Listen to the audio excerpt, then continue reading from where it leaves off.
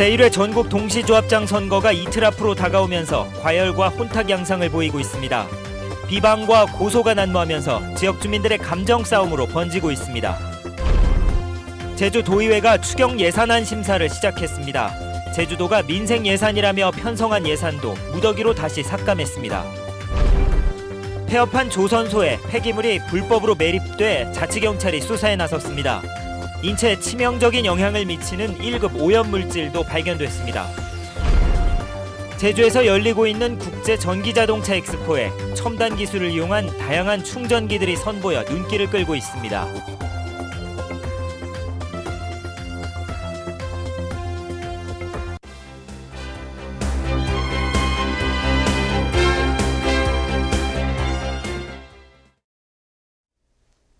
여러분 안녕하십니까? 뉴스데스크 제주입니다.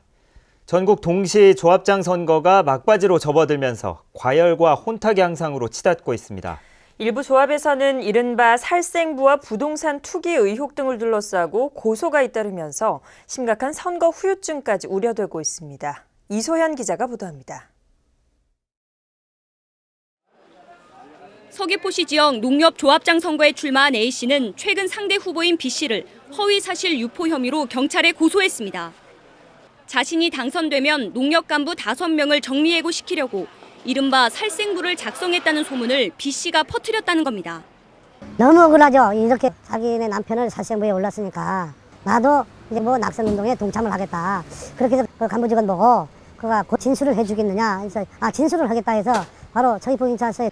하지만 B씨는 자신은 이 같은 소문을 퍼뜨린 적이 없다며 사실무근이라고 주장했습니다.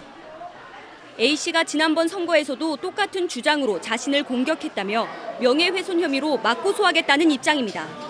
본인이 고소하면서 만들어낸 말인 것 같아요.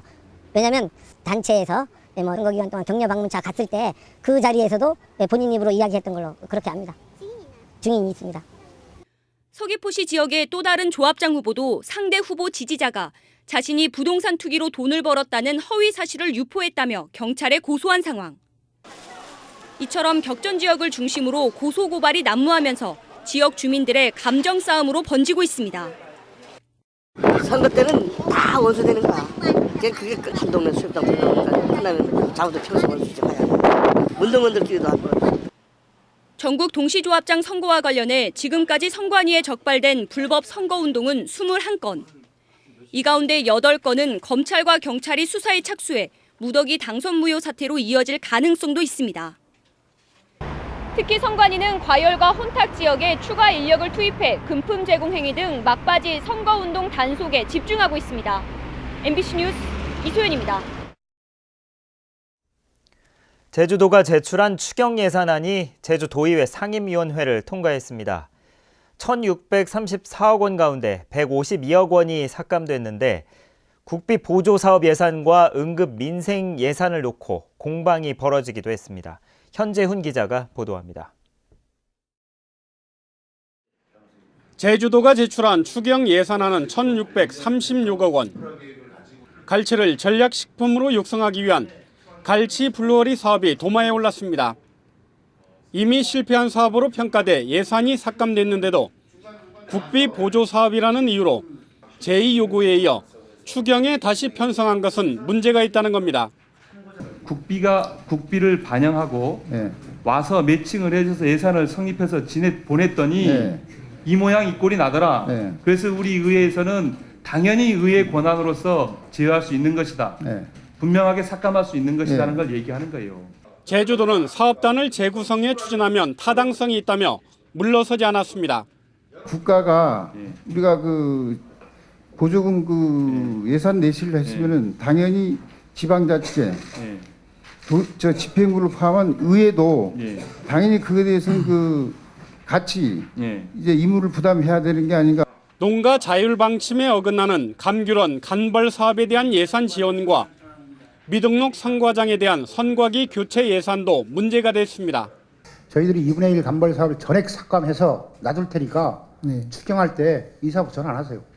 아시겠습니까? 제주도 의회는 상임위원회에서 삭감된 152억 원을 내부 유보금으로 돌리고 예결위원회 심의를 거쳐 오는 13일 본회의에서 추경 예산안을 처리할 예정입니다. MBC 뉴스 현재훈입니다. 원희룡 제주도지사는 오늘 주간 정책회의에서 최근 보광그룹이 투자진흥지구에 포함시켜달라고 요청한 섭지코지의 국공유지는 공유수면과 도로여서 매각 대상이 될 수도 없고 매각 방침도 없다고 말했습니다. 원 지사는 국공유지를 민간기업에 매각했다, 외국 자본에게 팔아넘겨 판매 차익만 취하는 일은 다시는 있어서는 안 되며 후손들에게 두고두고 지탄받을 것이라고 말했습니다.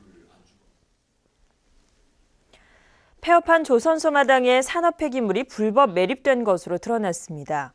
인체에 치명적인 영향을 줄 수 있는 환경 오염 물질도 대량으로 확인돼 자치경찰이 수사에 나섰습니다. 김현선 기자가 보도합니다. 3, 4년 전 폐업한 조선소에 폐기물이 불법 매립됐다는 제보를 받고 자치경찰이 출동했습니다. 조선소 마당을 포크레인으로 파봤습니다. 어선 제작 과정에서 발생한 것으로 보이는 폐기물부터 생활 쓰레기까지 한데 뒤섞여 올라옵니다. FRP 조각들이 나온 것으로 보아 조선소 운영 당시에 발생한 것들로 보입니다.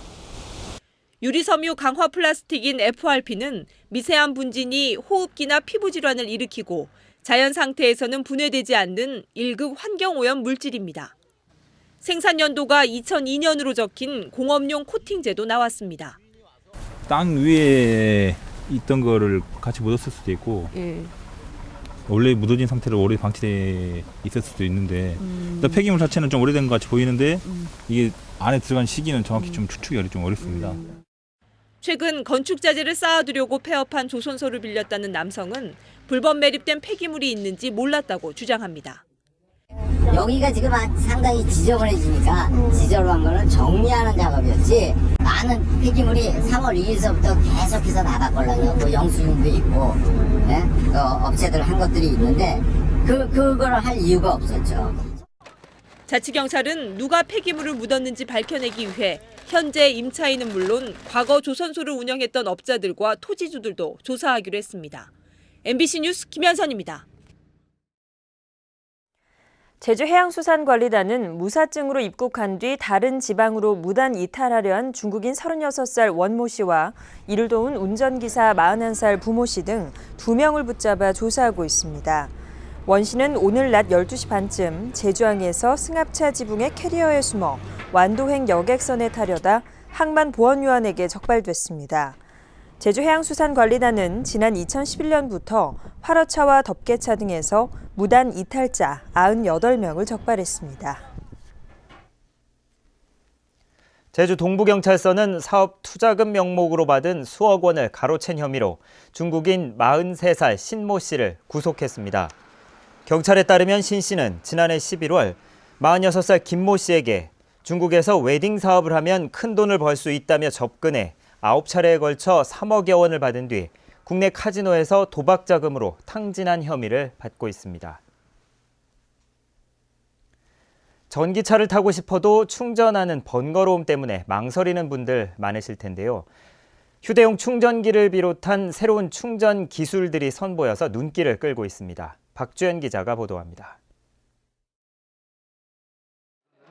조그만 휴대용 충전기를 전기 콘센트에 연결하고 전자태그에 갖다 대면 충전 준비가 끝납니다.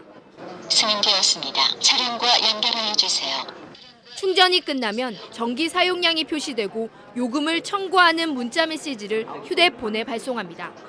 전기 사용이 가능한 곳이면 언제 어디서든 전기차를 충전할 수 있는 이동용 모바일 충전 방식이 개발된 것은 세계 최초입니다. 충전기 설치 비용은 물론 주민 동의도 필요 없습니다. 가장 큰 문제가 다세대, 그러니까 아파트나 아니면 빌라 같은 사시는 분들이 전기차를 살 수 있는 환경이 안 돼 있습니다. 그러다 보니까 어떻게 저거를 좀 해결할 방법이 없냐는 고민 하에 그래서 이런 아이디어를 만들어서 제품을 개발하게 된 겁니다. 차량에 직접 충전기를 연결하지 않아도 되는 무선 충전기도 선보였습니다. 주차장 바닥에 설치된 충전 패드 위에 차량을 세워두면 자기장을 발생시켜 충전하는 방식입니다. 눈이나 비같이 환경들이 좋지 않을 때 무선으로 충전하게 되면 차량 위험한 플러그인을 하지 않고도 지정된 위치에 주차만 해놨을 경우 자동으로 충전이 되는 그런 시스템입니다. 전기료가 좀 많이 나오지 않을까 걱정했던 부분인데 그것보다도 의외로 세이브되는 면이 많다고 하시니까 훨씬 더 이동량이나 이런 거에서 사용하는 거에 편리해지고 좀 많이 활성화될 수 있는 면이 많아질 것 같아요. 세계적인 전기차 전문가들이 한자리에 모인 학술회의에서도 충전 인프라를 어떻게 구축할 것인지가 가장 큰 화두가 됐습니다. And I see a direct connection between the smart grid, making the more electric distribution system more efficient, to building more charging stations so we can have more customers using electric vehicles. 전기차 확산의 가장 큰 걸림돌이었던 충전 인프라도 기술의 발전과 함께 편리해지고 있습니다. MBC 뉴스 박주연입니다. 제주 동부경찰서는 음주운전 단속을 거부한 뒤 경찰관을 차량으로 치고 달아난 혐의로 48살 김모 씨에 대해 구속영장을 신청하기로 했습니다. 김 씨는 어젯밤 11시 반쯤 제주시 연북로에서 음주 단속 측정을 거부한 뒤 경찰관을 차량으로 치고 800m를 달아났는데 혈중 알코올 농도가 면허 취소 상태인 0.119%였던 것으로 밝혀졌습니다. 제주지방은 북서쪽에서 찬 공기가 남하하면서 바람이 점차 강해지고 있는 가운데 남부를 제외한 육상에는 강풍주의보가 내려졌습니다. 내일 아침 최저기온은 영하 1도에서 0도까지 떨어지겠고 새벽부터 오전까지 눈이 오면서 산간에는 5에서 20cm, 해안 지역에도 1에서 3cm의 눈이 쌓이는 곳이 있겠습니다. 제주도 전 해상에는 풍랑주의보가 내려졌습니다. 기상청은 추위가 목요일 낮부터 풀리겠다고 예보했습니다. 오늘 오후 3시 20분쯤 서귀포시 상효동 온성학교 부근 야초지에서 불이 나 600제곱미터를 태웠지만 다행히 인명피해는 없었습니다. 저녁 6시 반쯤에도 제주시 구자읍 종달리 용눈이 오름 부근 야초지에서 불이 나 4천여 제곱미터를 태운 뒤 20여 분 만에 꺼졌습니다. 소방당국은 잡목을 소각하다 부주의로 불이 번진 것으로 보고 있습니다. 새누리당 제주도당 4.3 특별위원회는 오늘 제주도 의회에서 기자회견을 갖고 다음 달 제67주년 4.3 희생자 추념식에 박근혜 대통령의 참석을 요청했습니다. 또 이념 문제로 대립해왔던 4.3 관련 단체들이 대통합의 길에 동참해달라고 제안했습니다. 뉴스데스크 제주였습니다. 여러분 고맙습니다.